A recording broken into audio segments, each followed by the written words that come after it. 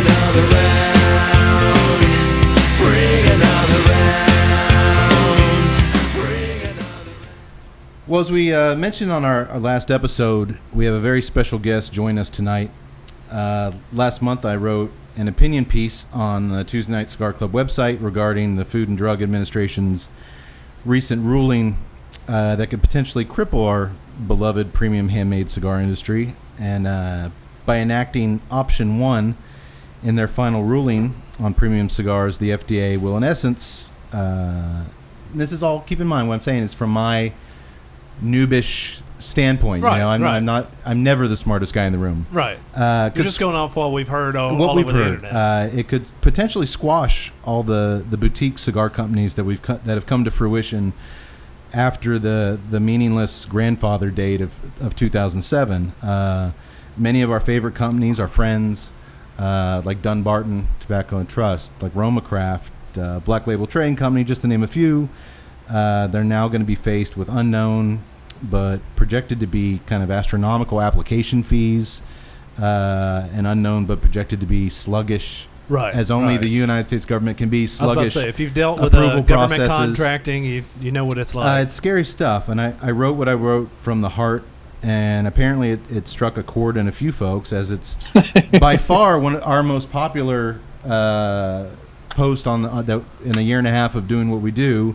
Thousands read it, hundreds shared it, and it got so much attention, in fact, that tonight's guest came across it and graciously asked to come on the show and discuss the situation.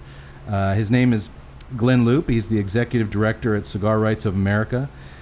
Glynn is leading the fight for our rights as grown adults to responsibly enjoy legal products we choose out there in Washington, D.C., and we're very thankful to have him here tonight. Welcome, Glynn Loope, to the Tuesday Night Cigar Club.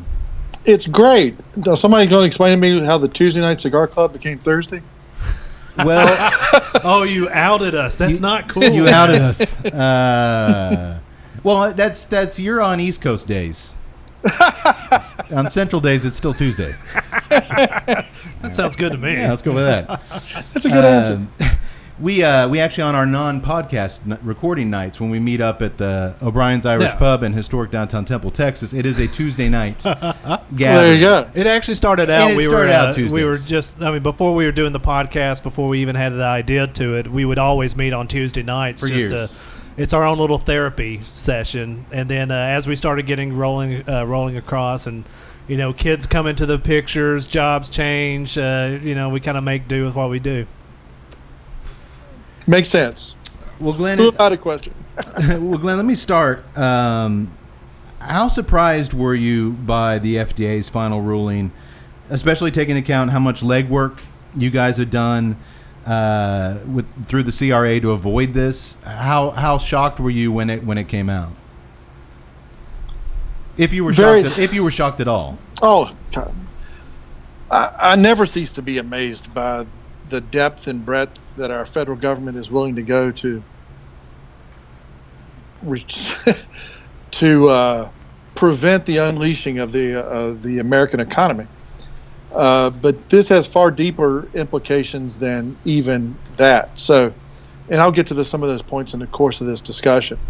But yeah, because many of the greatest minds in this industry, the small fleet of consultants that we all have that had been working the advocacy angle on this, not just with Congress, and we'll talk about Congress in a bit, but from the time that the final rule was purportedly conveyed, which was last October, from FDA to the White House Office of Management and Budget, our attention had to become divided between our advocacy work in Congress for our legislation to exempt premium handmade cigars from FDA oversight, to outreach to the administration directly.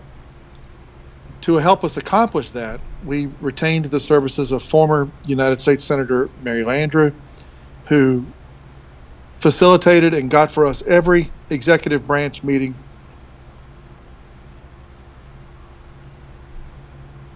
Did we lose him? He's frozen. So we were talking, Glenn, before we got cut off there. where you were at in the process when you found out about the final ruling. Yeah. Well, like I was mentioning that, and I'm sorry we got cut off. I just had a big storm behind us. Is that from October the 19th until through the first early part of this year, we really had to start to divide our attention between the executive branch and what we were doing in Congress to pursue an exemption. And former Senator Andrew facilitated all of our executive level meetings with the administration, and that included multiple meetings with the White House Office of Management and Budget, the White House Domestic Policy Council, the Office of Information and Regulatory Affairs at the White House Office of Management and Budget, the State Department, the U.S. Small Business Administration. It's a pretty long and distinguished list. And we felt that our message was getting through. We didn't think we were fooling ourselves or being naive, that we had sympathetic ears at OMB. We do believe that there was pressure from above that level, which you can't go much more up than OMB, but that there was pressure from above them to issue a harsh rule, to issue a heavy-handed rule, and not just on us. But if you look at all of the regulatory measures that have flowed out of the administration in the last 6 months, and especially in the last 3 months and in the last 30 days, it's that proverbial effort that every president goes through to try to mark their legacy and leave their stamp on the federal bureaucracy before they leave office, and in this case, in the next 6 months. So, we were caught off guard by the harshness of the rule, but by the same token, we had a clear indicator of how harsh the rule could be by what was in the deeming regulation that was issued on August the 25th, 2014, where, and you guys can appreciate this, that deeming rule tried its best to paint a picture that there's absolutely no difference between this premium handmade cigar and a pack of cigarettes. And that's really the box that they have royally, tried to paint us into. And in that respect, threw the book at us, if you will, with stringent regulations on pre-market approval of new blends, the ban on free samples, warning labels that exceed even what was in the original deeming regulation, the new user fees, corporate registration. It's a pretty good, long and distinguished list. There are certain pieces of this puzzle that are deal killers. If you make 1 trillion cigarettes or 1 billion mass market cigars, it's all the same product. It never changes. It's perfectly consistent chemical composition, or in the case of mass market cigars, what rolls off the machine, it's the same in the beginning and the end. You make 100 premium handmade cigars, all of them are different. It's an all-natural product. You change the wrapper, the binder, and the filler. It's still the same weed made by human hands. And getting that point across as to how we are different. We're different from a health analysis vantage point. We're different from a production vantage point. And we're different from a marketing vantage point. We're different from the demographic that cigars appeal to compared to other tobacco products, hypothetically. And it paints us into a picture and into a box that the FDA for the longest time has been trying to put us into. Now it's up to the Congress or the courts, potentially, to reverse that serious harm that can come. Can you guys see this? Can you see this? Yes, we can. This is the 499 pages of the deeming rule. Wow. Of the 499 pages right here, about 30 of them are specifically the pieces of the puzzle that slap the premium handmade cigar industry. We're fond of saying this industry hasn't changed in 400 years. It hasn't changed in the last 200 years. It's craftsman, it's artisan, it appeals to discerning adults, and in that respect, trying to paint us into this box that we're marketing to children, or that we have the same type of addiction issues or inhalation issues that are associated with other tobacco products, is a complete fiction. And that's been the cornerstone of our messaging campaign to Congress and the administration from the very beginning. So in that respect, yeah. But ever since May the 5th, 3 very bright, very capable legal teams have been working to analyze this.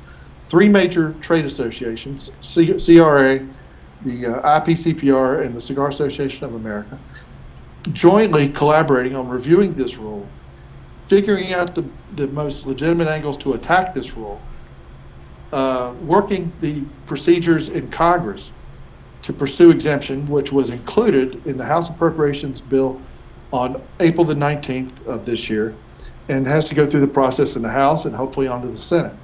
So it puts us in an interesting predicament where parts of the rule go into effect on August the 8th, most benign parts for all intents and purposes. Right.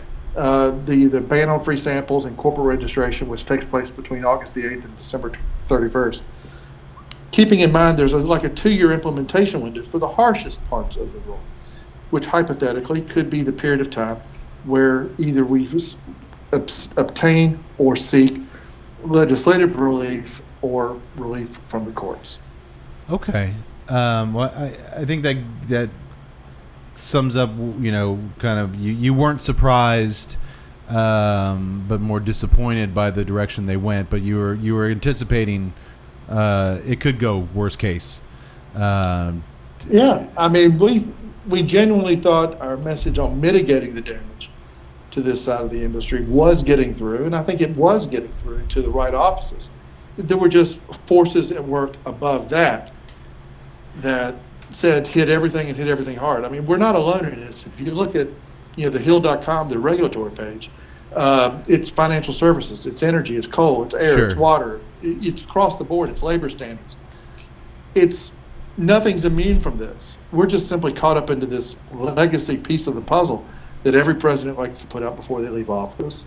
And we are in a pickle in that you've got a regulatory happy administration. At the same time, we have a very violently anti-tobacco management of the FDA. And that's not a healthy combination. And that's our job is to fight that off. No, and that makes sense. And I do appreciate when you're on social media, you do try to preface things with, this is a nonpartisan opinion I'm about to give. I mean, this happens under every administration. This is not. You try to keep it kind of neutral in that aspect. Could you explain We've got a lot. Let me address that for just real quickly. Sure. We've got some of the most ultra liberal elements of the United States Congress on this bill to exempt premium cigars from FDA oversight. Excuse me. Sure. We've got some of the most ultra Tea Party wing of the Republican Party on the same bill. I did an interview with the Wall Street Journal a couple of years ago when this process started. And I said, we've got one of the only bills in Congress that's got Michelle Bachmann and Charlie Rangel on the same bill. We must be right. Sure. We've got all ends of the political spectrum. When you've got Tea Party folks and ultra liberal elements of the chamber on the exact same piece of legislation, we think that sends a powerful political message that premium handmade cigars are not a partisan issue. Then that begs the question: why can't the bill get out of committee for the exemption? Well, it's in the bill now. Yeah. It's in the appropriations bill right now. It has been since April the 19th. The full House needs to adopt its budget. And send it to the that's Senate. what I mean. That's what I mean is, when does it come before the full House? That probably will happen sooner rather than later. The Speaker is very committed to what's called regular order. They are trying to advance numerous appropriations bills.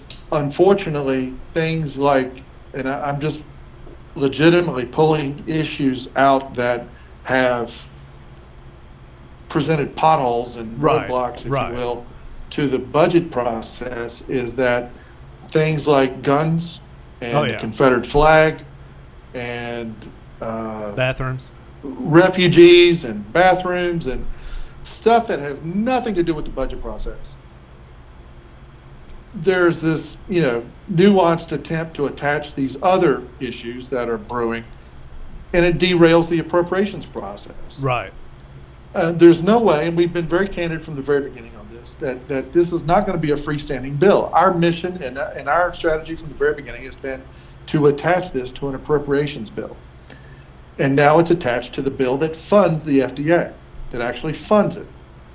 And that this language says, you shall not spend a federal dollar to advance the regulation of premium and large cigars. It's very clear. It also changes the predicate date from 2007 to the time of the final rule in the same bill. So the mission is get that through the House of Representatives and then have an uphill climb in the Senate.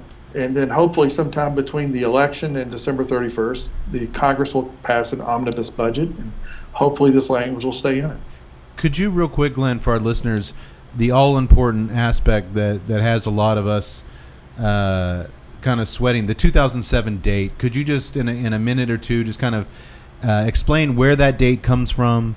Obviously there's no difference between a cigar rolled today as rolled in 2006, but that date of 2007 is what has so many consumers scared stiff, especially the boutique industry has just blown up so much over the last 4 or 5 years, and at the risk of losing all of our favorite cigars, could you just kind of explain? We talk about 2007 a lot, but I'm not sure we've ever really just in a nutshell. Could you explain where the FDA got that 2007 date?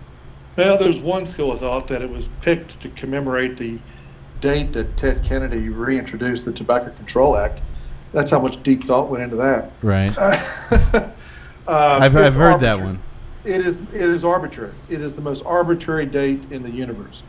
The entire e-cigarette industry really needs that to change to protect their sector of the industry.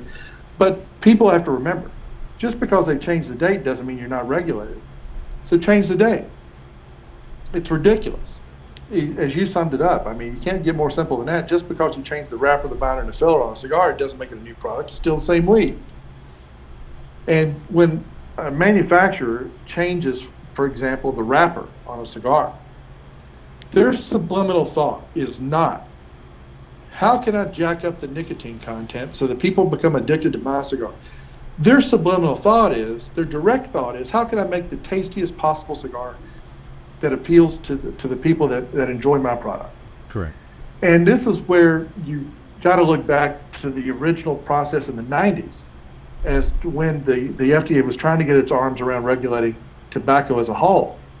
And they were trying to pigeonhole big tobacco into this, the notion of nicotine addiction.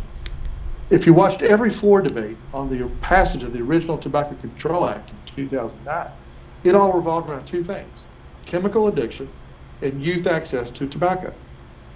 Premium handmade cigars don't meet that threshold. And that's the reason Kentucky Congressman, Chairman of the House Appropriations Committee, Hal Rogers, gave a speech in committee in April that said, we didn't tell you, FDA, to regulate cigars. There's a reason we didn't tell you to regulate cigars. They don't meet that threshold. You're going beyond congressional intent. And that's the reason that language is now alive in that appropriations bill. Okay, so that language, that is flat out in the bill, and I mean, it just, the overreach is just, it's a slap in the face. I mean, and I'm gonna, and you guys are in Texas. Forgive me, I didn't know that. Yes, we are. Oh, until tonight? I really didn't know. Yeah, we're Texans. But well, that begs a question. It begs an interesting question. We've got a lot of support in the House of Representatives from the Texas congressional delegation. But where are your senators? They're absent. Where are your senators? They're absent. Absent, and they're not responding. Well, that's exactly right. And there's no excuse for it, especially from those two. Ted Cruz and John Cornyn ought to be behind us 100%. Cornyn will be behind you, but he'll also be behind your opposition until we see which way is the wind blowing. And Cruz I'll has been running a let you presidential. local constituents fight that one out. But those are my opinions, not Mr. Loope. I have been in both of those offices. You mentioned Romacraft in the beginning of this discussion before we were violently cut off. Right. I've had Skip in Washington. We've gone to both of those offices. We've had the guys at Ezra Zion that are in Texas, on Capitol Hill, telling the story to the entire Texas congressional delegation, and then we go over to the Senate side, and Skip and Chris and those guys at Ezra Zion, and then there's there's 5 or so other brand owners in Texas. Black Labels out of Texas. Black Label. Robert Holt, we did a Southern joint Draw. letter. Robert Holt and Southern Draw. Right, Southern Draw. We did a joint letter for all the Texas brand owners. All of them. Joint letter to Cornyn, Cruz, and the Texas congressional delegation. No response whatsoever. I've had the same staff members, especially from Cornyn's office, every time we've gone in there, trying to tell this message as to what this rule would mean to the Texas brand owners, much less the Texas retail establishments, which it's one of the biggest markets for premium handmade cigars in the country. And it's zero response. It's inexcusable. Yeah. And if anybody from Texas is listening to this broadcast, we're hoping you're pounding the dickens out of all these offices. Oh, we have. Telling them I to mean, support the exemption language. I speak for us. We've called. We've signed. We've gotten form letters back from. I didn't get anything back from Cruz. I got something back from. I think John Carter's our House rep. Our house rep here. Yeah. But let me just. We're seeing a trend here of ineffectiveness. Lack of response.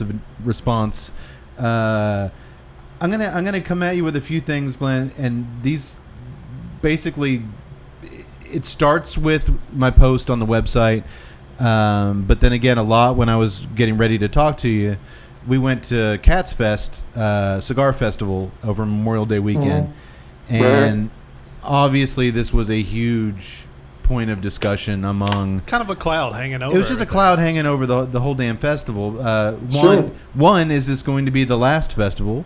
If you're not having any more free samples, if you're not having that aspect of the culture, that's a big chunk of what draws people into these events.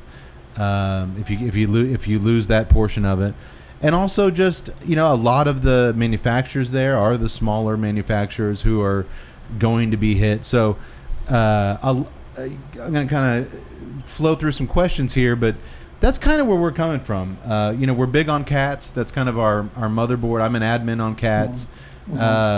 It's just a lot of questions that I've made note of, that I just hear a lot of, that I maybe haven't heard an answer to. Sure.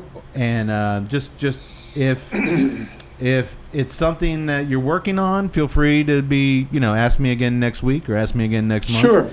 Sure. But these, and if there's anything in my diatribe I wrote that you want to call me on, please do.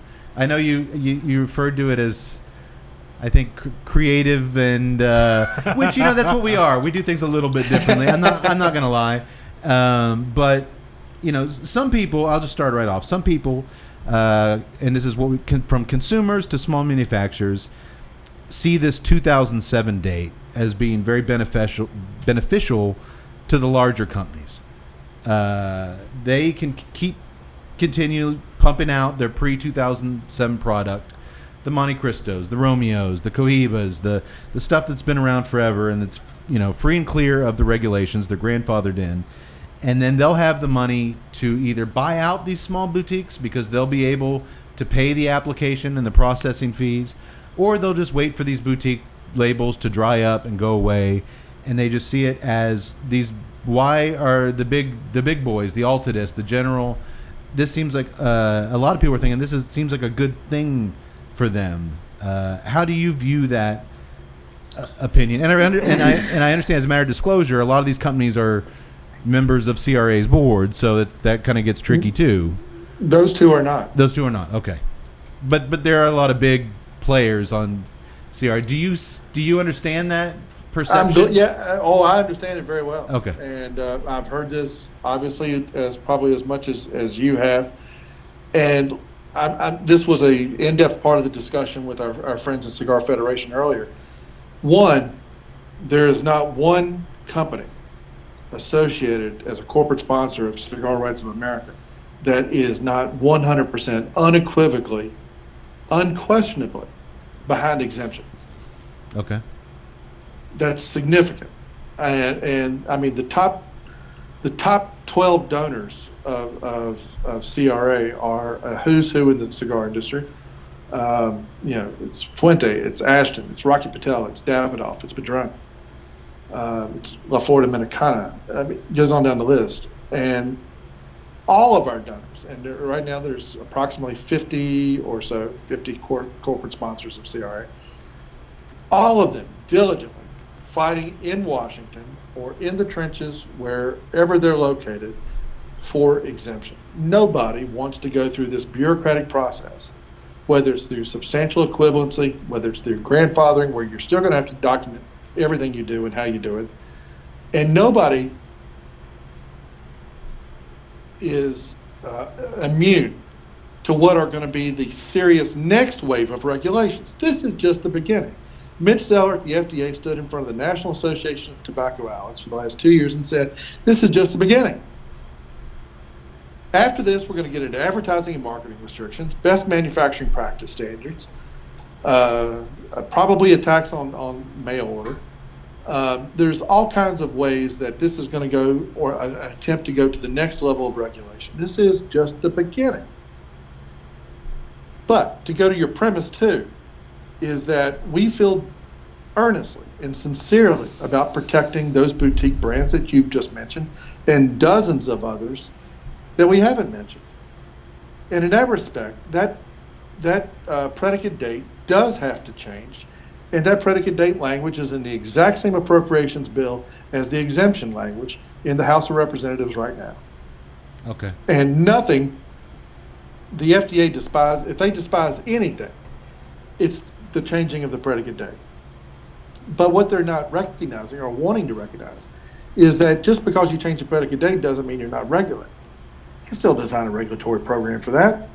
But why make a cigar that came on the market?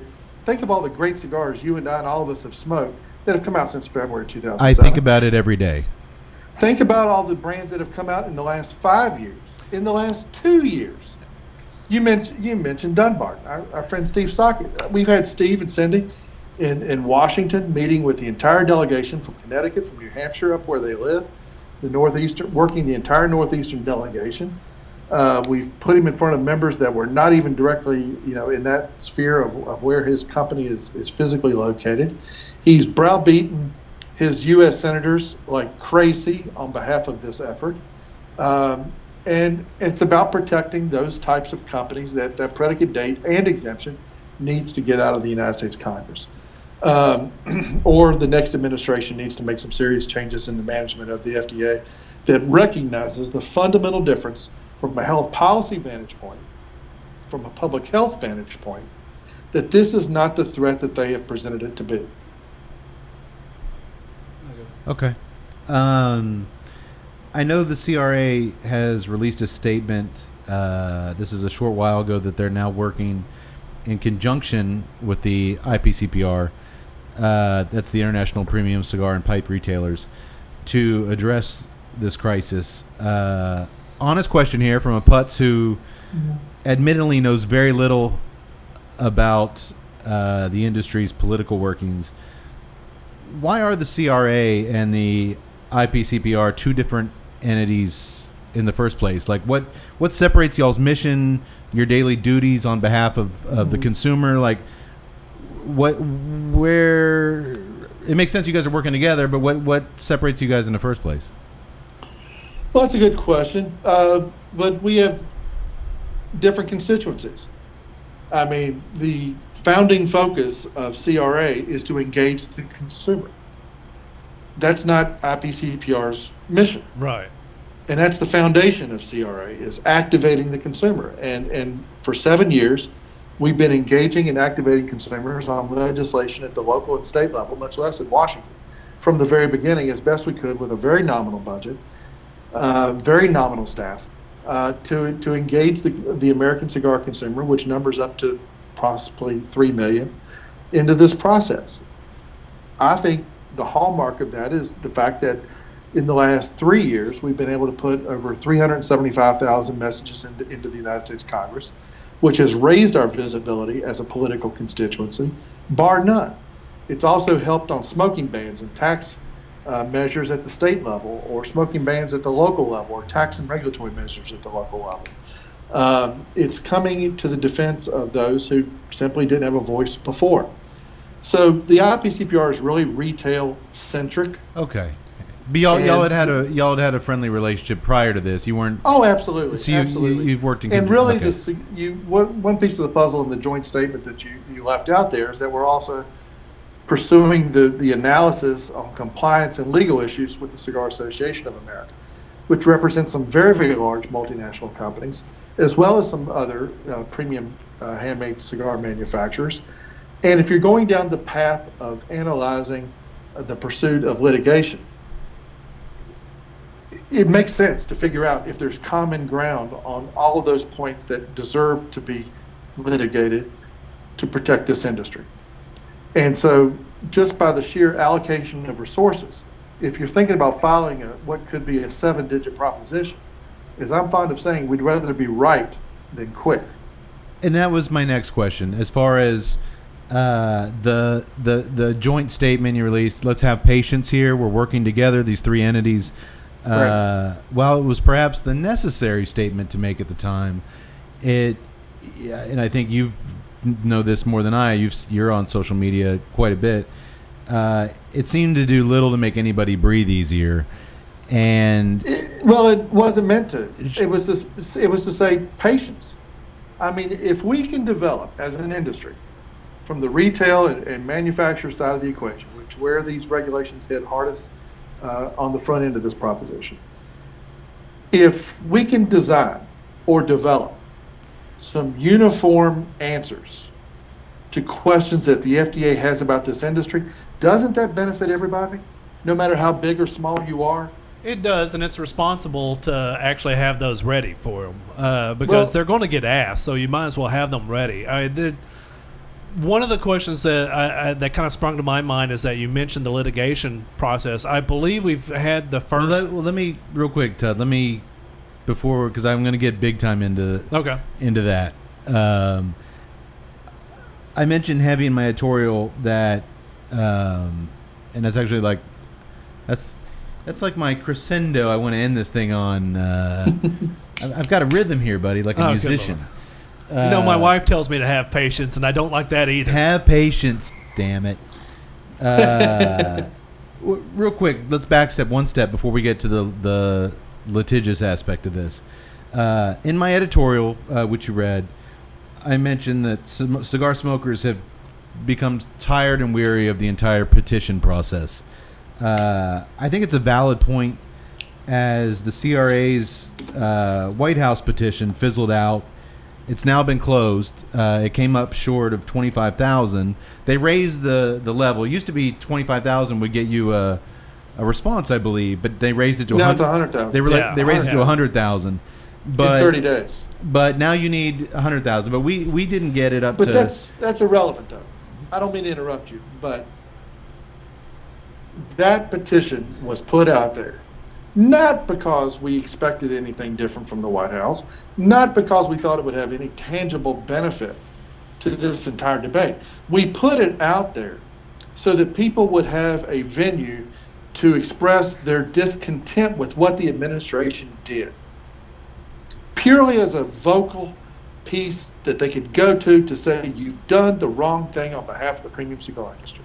So in that respect, it had no political value whatsoever other than giving people an avenue to express their discontent.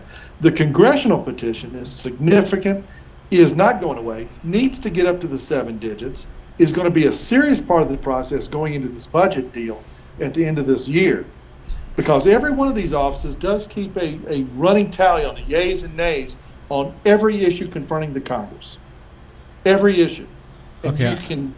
I think what I really want to go back to is your comment that the consumers become, I don't know, leery. I don't remember your exact terminology, but leery, fatigued. Tired, I mean, we've signed a lot of petitions over the years. If the NRA felt that way, they would have gone away 100 years ago instead of 287. Well, then let me ask you because that's a good analogy. So wait, real quick.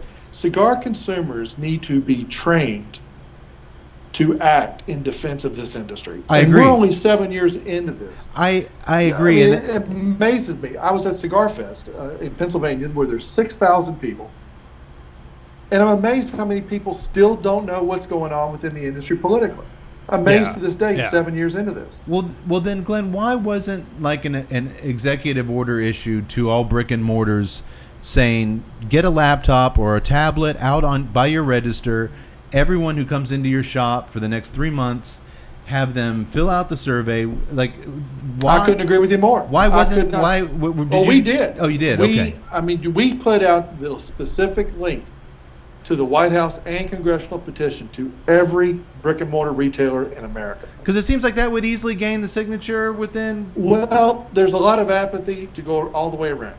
And there's a lot of retailers and some manufacturers who believe that this really won't happen. And nothing could be further from the truth. This is about people's livelihood. It's about your passion and mine for enjoying great cigars. But it's about some other people just having their very livelihood in what in some cases are multi-generationally owned cigar shops, or entrepreneurs that put their life savings into creating a cigar shop, or brand owners that have put their life savings and everything they've got into creating a brand, or even established brand owners that now are confronting up to 6-digit threats to their livelihood and the very existence of their business. If that doesn't wake some folks up, I'm really not sure what will, but that is a political and bureaucratic reality. I was amazed just how many shops didn't push for it, how many manufacturers didn't. Well, that's their responsibility. Much less so manufacturers. I mean, they were very active on social media. They can only do so much. But, I walked into several shops, and I was never hit up to sign a petition. It should be front and center. You shouldn't be allowed to check out with a cigar unless Correct. you've done it. But at the same time, I have to give a little heat to the consumer as well. Is that how many members does CATS have? How many members do these other boards have? Mm-hmm. And we were lackluster in signatures. I guess maybe the fatigue is kind of set in, but I don't know. Well, I can speak for CATS. I know our numbers are accurate. I have a feeling some of these numbers are a little inflated, but even then, it's disconcerting. And then, like you said, I mean, even if we had gotten the signatures on the petition, it was really more of a show of strength than that would end in any kind of. But the congressional petition's an entirely different ballgame. Now, is that out there now? Is that? Of course, it's been out there since April the 15th, 2011. See, this petition that fizzled out was the one that I saw passed along. But more the than congressional petition has jumped 90,000 just since the rule came out. Okay, well, we need to track. How do I not know? How do So I you not? gotta- How do you I gotta- not you know gotta- of this congressional And petition? I haven't seen and this I consider congressional myself either. pretty. I mean, Go not to plugged in all, cigarrights.org, but go to cigarrights.org, front and center, top bar line, can't miss it, front and center. Right there's the congressional petition. All you have to do is put in your name and your zip code, and we take care of the rest. And we track where every one of them in America comes from. Well, okay. Well, then we need to get on that. I don't know why the emphasis was so much on this option one petition if it didn't really wasn't going to result in anything but a show of unity, whereas this other one is the one with the meat and potatoes. You can't dismiss that. It's another part of the exercise of training consumers to be engaged. I understand. In the I process. guess I'm also just of the opinion that less is the less options you give people to focus on. I know some consumers started their own petitions at the very beginning of this. That kind of muckied up the scenery. Well, I'm not going to dismiss that. I admire them for trying. And I admire them for being engaged in the process. That's what this is all about. It's about building cigar smokers as a bona fide political constituency. Okay. Well, that just throws me for a loop because I'm pretty sure when I went to like CRA and stuff, it was that option one. No. Front and center. Okay. The congressional petition has never left our side. Okay. now why isn't that being pushed around to the social media guys? Well, I I mean, tell why you what, isn't that like a top post on CATS or just any other board? Yeah. Because I am literally stunned that this is the first time I'm hearing. Well, of I this. don't think you should be stunned, and I think this goes back to what I said. I just think there was too many petitions out of the gate, and the average cigar smoker would much rather go out onto his back deck and when he opens up CATS or when he opens up whatever groups he's in, if it's like, oh, I got to sign this. You know what? No, I'm just gonna take a picture of what I'm smoking and put that out there and just hope everything's gonna be okay. And I'm not saying that's right. It's not the attitude I take. I sign everything that comes along my path. But people don't believe it can actually happen, and the reality hopefully is going to be setting in, and certainly should have by now. Well, Glenn, you now have how many elected official co-signers on the legislation that can stop this? Well, there's 166 in the House on our bill and 21 in the Senate. Okay. That's not creating the critical mass of House members is what gave us the leverage to get our point across to the Appropriations Committee as to why this language ought to be incorporated. And Chairman Hal Rogers from Kentucky, Chairman of the House Appropriations Committee, certainly front and center on C-SPAN and everything, cited the fact that there were at the time 160 members of the House in support of this. So it is not insignificant that those co-sponsors are in our corner. Now, again, this is coming from a Texas noob who's not out in Washington, D.C., and this is what we hear a lot, traveling around and whatnot. It's like we get encouraged by these posts of these co-signers, these legislators that are on board, and then it's like when this news drops, it's like, well, what good does all this have us if the FDA seems to be able to expand its powers, expand its overreach with no congressional approval? Because we're trying to use the congressional process to circumvent the bureaucratic process, which is why the FDA is not very happy with us. Right. And I understand. Listen, not everybody's in the game, and I get that. Believe me, it's a very big. It's a chess game. And it's a chess game, and it goes beyond. And I'm a checkers guy. It goes beyond traditional high school and college government. There's nothing in it. Let's put it this way: there's nothing in a textbook that can teach the American public about the nuances of the congressional legislating process, because there is no science to it. I mean, it goes back to where we were talking about things that are predominantly social issues messing up the budget process. Welcome to Congress.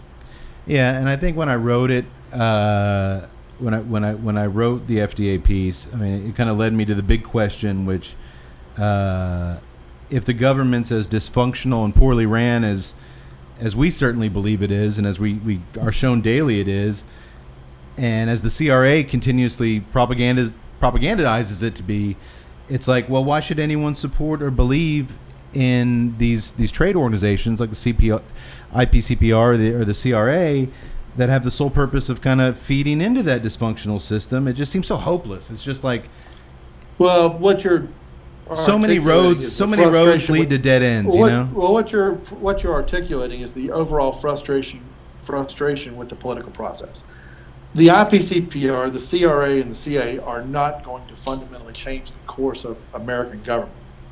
What we can do is advocate to the nth degree possible to get our message across, to build coalitions within Congress and within the public as to why we are significant, why the heavy hand of the federal bureaucracy has no business in this business. But based upon the frustration you articulated, everybody should just give up. Well, it's not. It's not necessarily give up, Glenn. It's one of those. We see a big name or a local representative that's signed on to this thing, and you get your hopes up, and then it's like this comes through, and it's like, well, it's a part of the process. If Congressman Jack Smith from the middle of Montana or South Dakota or Kansas signs onto the bill, it's still significant. It still sends a tremendous political message. And that cannot be underestimated. This is the first time in the history of this industry that this industry has tried to build its own political coalition in the United States Congress, and it's been done in less than 5 years. And I think I do appreciate that, and I think that's where the disconnect is happening, is that don't underestimate the powers of these people signing on. And I think you get your hopes up, you get hurt, you get your hopes up. This FDA ruling comes through, and welcome to my life every single day. And then while these posts are still coming through of these congressmen and legislators signing on board, the FDA rulings keep closing in and closing tighter and tighter. And it's like, all right, well, don't piss on me and tell me it's raining. Like, do I have any real hope here, or is this headed somewhere and we can't stop it no matter what? Because it just seems really hopeless. Look at the array of special interest groups fighting for their specific interests on a day in and day out basis that have been at this for a lot longer period of time than the cigar industry. The United States Chamber, the National Federation of Independent Business, the National Association of Manufacturers. the financial services industry, the water, the air, you name it, labor law, the trucking industry, coal. Pick a sector of the national economy. They're all under attack in some form or fashion. And they all play the game exactly in the manner that we are. They're doing it with tens of millions of more dollars than we ever dreamed of. But the fact that over 290 individual members of Congress since this legislative process began have said yes to a tobacco bill. And let's not, split hairs about it. They're signing onto a tobacco bill, which is not an easy thing to do. You can say it's premium handmade cigars. You can say it's small business all you want to. You can say it's brick and mortar and brand owners and small boutiques or large multinationals. It doesn't matter. It's still a tobacco bill in the eyes of the political establishment. That's not an easy thing to say yes to, and 290 of them in the House and 26 of them in the Senate have done exactly that. It's all part of the process while you're fighting it at the bureaucratic level, the legal level, and the legislative level. And I understand that. I think the failed petition, even though now apparently it wasn't the right petition to be focusing on, it did. I mean, it was one of many. There was nothing wrong with having that petition. It was one of many to focus on. Let me change my language there. But just the lackluster response, especially that was disconcerting. Absolutely. How many members is CRA? How many members is CRA? But the White House does not make it easy to do. A lot of people don't like registering. Well, they don't like, and then you get the White House. Once you fill out the petition, you get a confirmation email. You have to then respond to.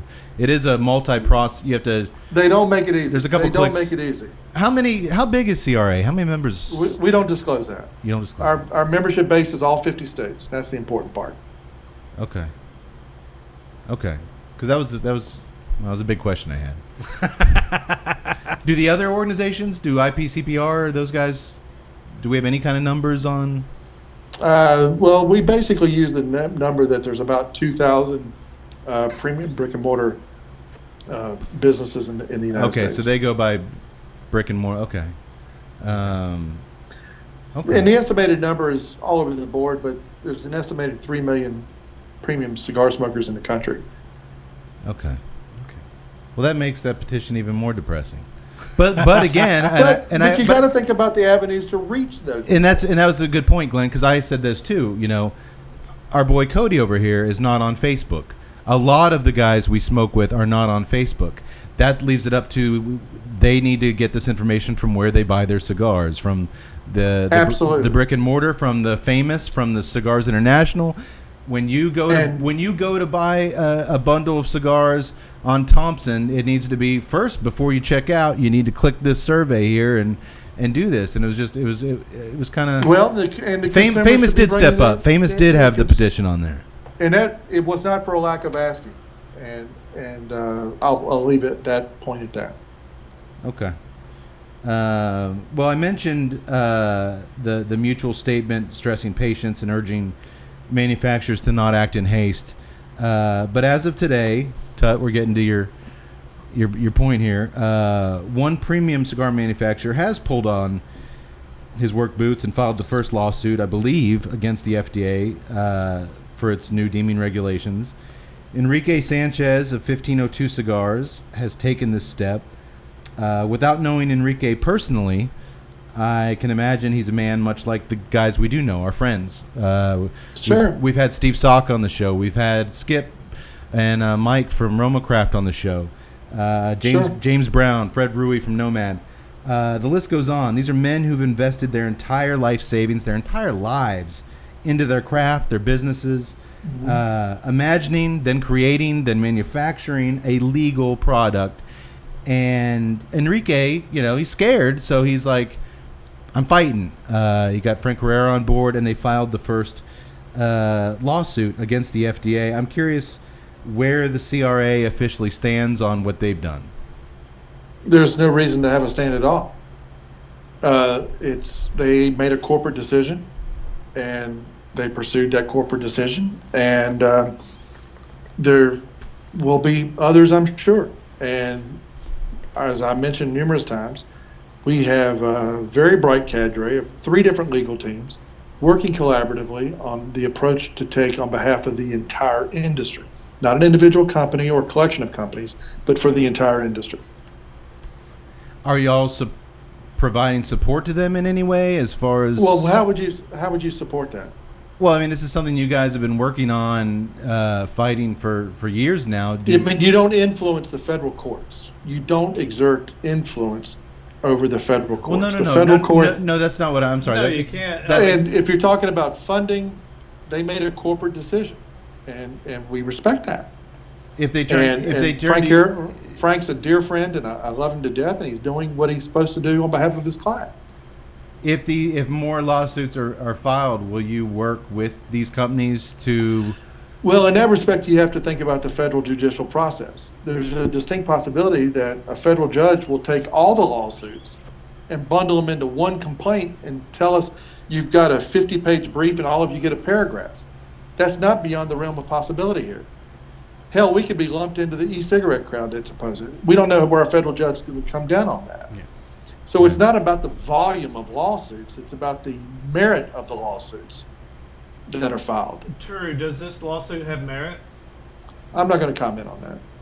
Okay. Is there no avenue for CRA to use litigation or this process, much like the form that does no harm but just raises awareness? Couldn't this litigation be seen as just the same way? It doesn't really do harm to the CRA, but it could be an avenue for CRA to raise awareness? Well, I go back that we have to act on behalf of the entire industry, not a single company or collection of companies. This has to be an industry-wide decision, or a coalition, if you will, Right. that presents the best possible legal arguments to mitigate the damage in this rule. So I'm not sure what good at this juncture would come from, I'm pulling this out of the sky, some type of promotional campaign, Right. commemorating a lawsuit. It's not going to be the first. It was the first, but it's not going to be the last. And there'll be other complaints. And we'll see where the federal courts come down on bundling or acting on those individual complaints. Will there be one from you guys? I'm not going to comment on that right now.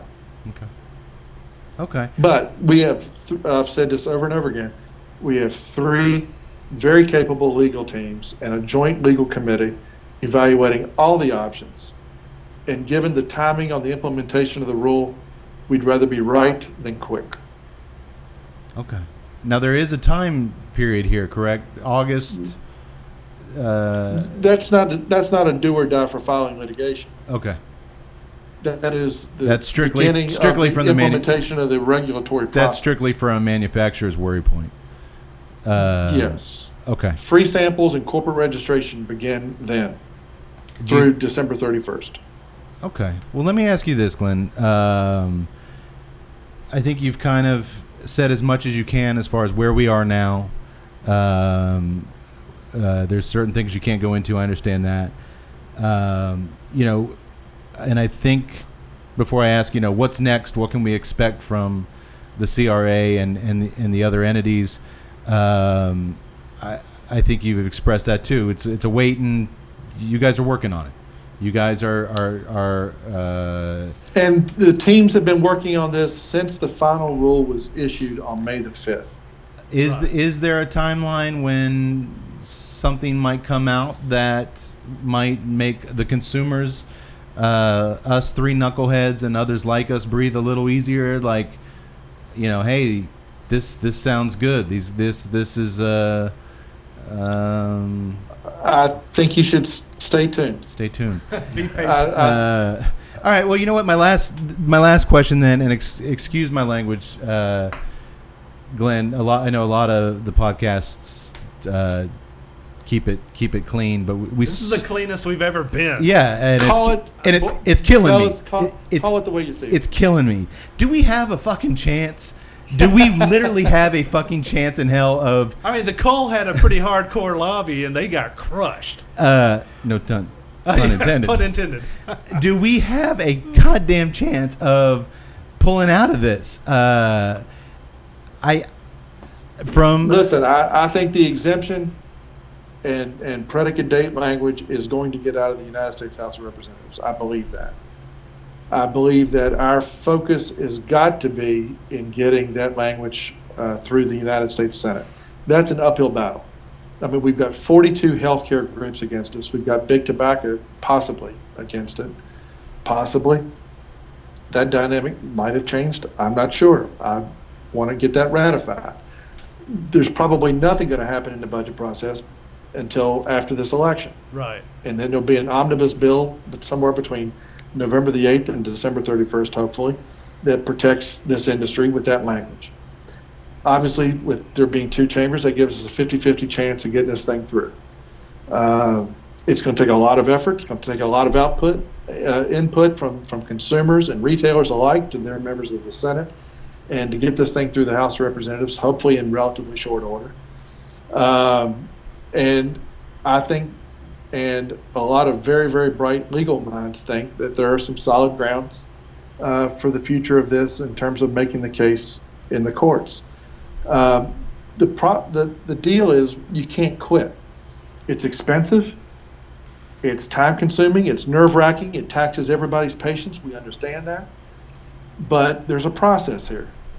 And just because, I mean, the vape company that filed the final rule, I'm sitting here staring at my calendar, the final rule came out on May the 5th, and they filed a lawsuit that was a Thursday. They came out on Thursday, May the 5th, and they filed a lawsuit on Monday the 9th. I don't know how much standing that has. I don't know how much, I didn't read their lawsuit. I don't even know what the angles, I've heard in the media what their angles are, and I don't know if that meshes with ours or not. But we think we've got a story to tell.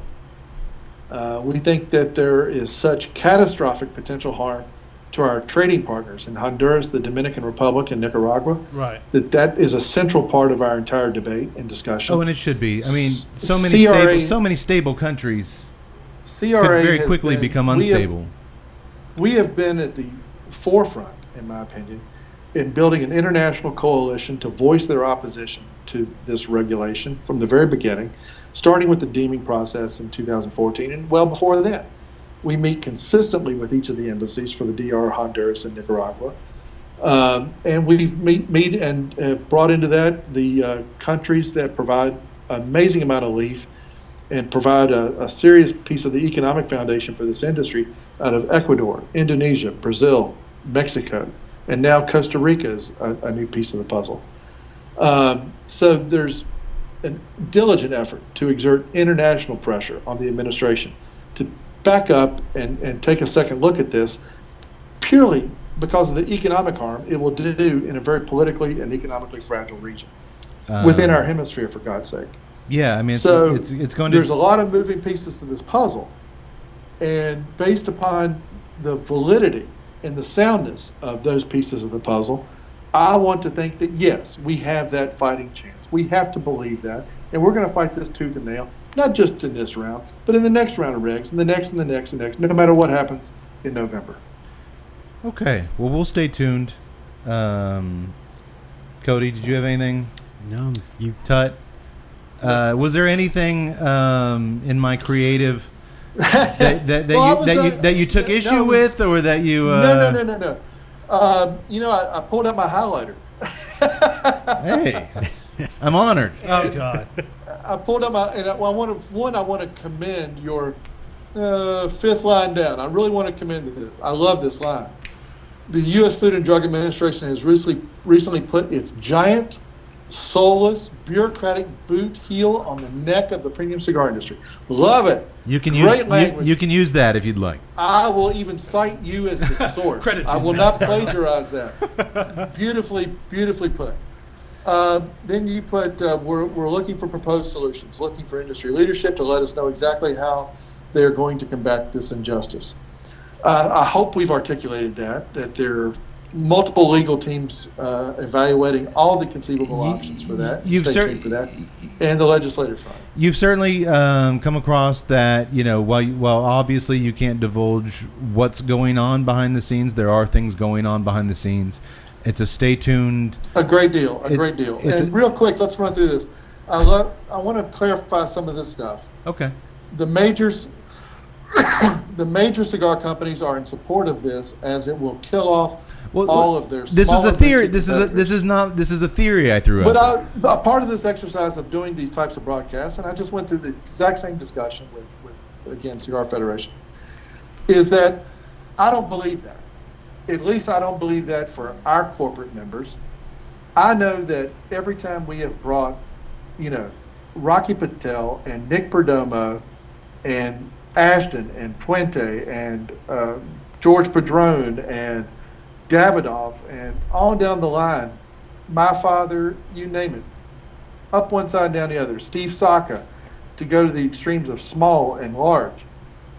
Every time these folks have come to Washington, D.C. and met with members of the administration or members of Congress, it has always been what is right for this industry, not what is right for my company. And I hope that clarifies the attitude and the philosophical approach that these companies have taken. Then you say keep in mind, Glenn. I mean, we're just generally young and mistrustful of. But no. But I want to bring this up from a bureaucratic perspective, because you brought up an interesting point in the next sentence. But maybe even more manipulative, the larger companies will simply buy up the smaller companies, as they will be the only ones who are able to afford these insanely expensive regulations. Listen, you brought up a legitimate point in this respect. There was, and we didn't know this until last May in a meeting with the White House Office of Management Advisory, that there was, by them at least, a genuine concern about the government forcing a state of monopolization within the industry. And that's a fear factor from an economic perspective. The operative terminology here is that just because a regulation forces the consolidation of cigar companies, it does not accomplish your public health objective, i.e., you're going to have just as many people enjoying cigars. You're going to be cranking out the same number of cigars, so you're not accomplishing your quote-unquote public health objective by making 165 cigar companies become 5. And so in that respect, your statement has validity, but validity not because of the perspective of the companies, but because of what the bloody government is forcing these companies to do to either survive or get out or whatever the case might be. It's a horrible, horrible approach to legislating and regulating just because the FDA has the luxury, quote unquote, of dealing with 4 cigarette companies instead of 165 cigar companies. That's not my bloody problem. Yet they put out a regulatory program that forces the ultra small boutique guys to comply with the exact same rules as a large multinational. Is the number, Glenn, anywhere close to realistic, what I've heard, whereas when these similar regulations came down for cigarettes in the first 5 years, out of thousands of applications for new products, 4,500 applications by the tobacco companies for new products, not only were 0 approved, but 0 were actually processed by the FDA? That's how far behind they are. The 4,500 number is how far behind they are. But they took the checks. Of course they took the checks. I mean, this is running into the 7 digits for some of the cigarette companies. I mean, it's a terribly expensive, cumbersome process, and there's a lot of unknowns for how that will impact cigars. But it's a valid point. Who can afford it, who cannot afford it, and by government fiat, are you forcing the consolidation of the industry? And it's a legitimate concern. Okay. But not because of some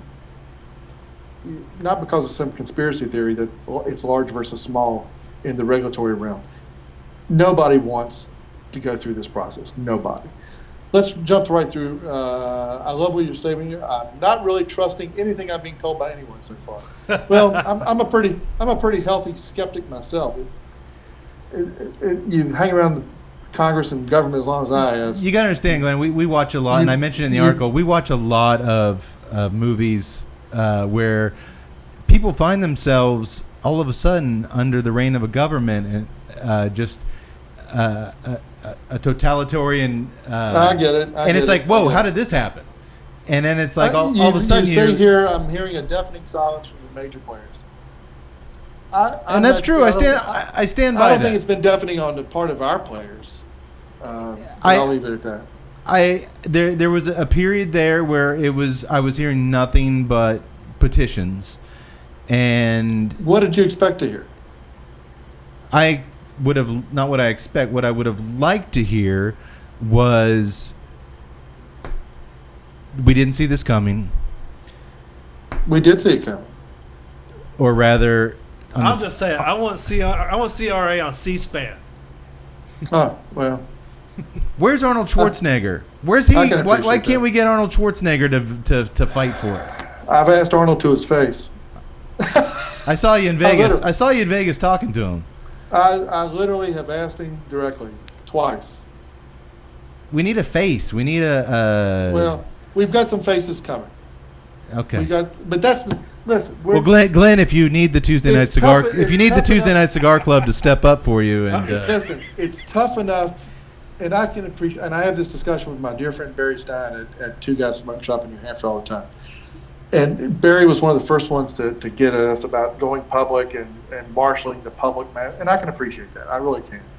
But we are such a fraction of a fraction. And when we have difficulty mobilizing our own forces, our own cigars, you mentioned it yourself. If we have trouble marshaling our own retail and consumer community to be as active as they should, how the hell are we going to get 100 million Americans to say, what are you people trying to do to this industry?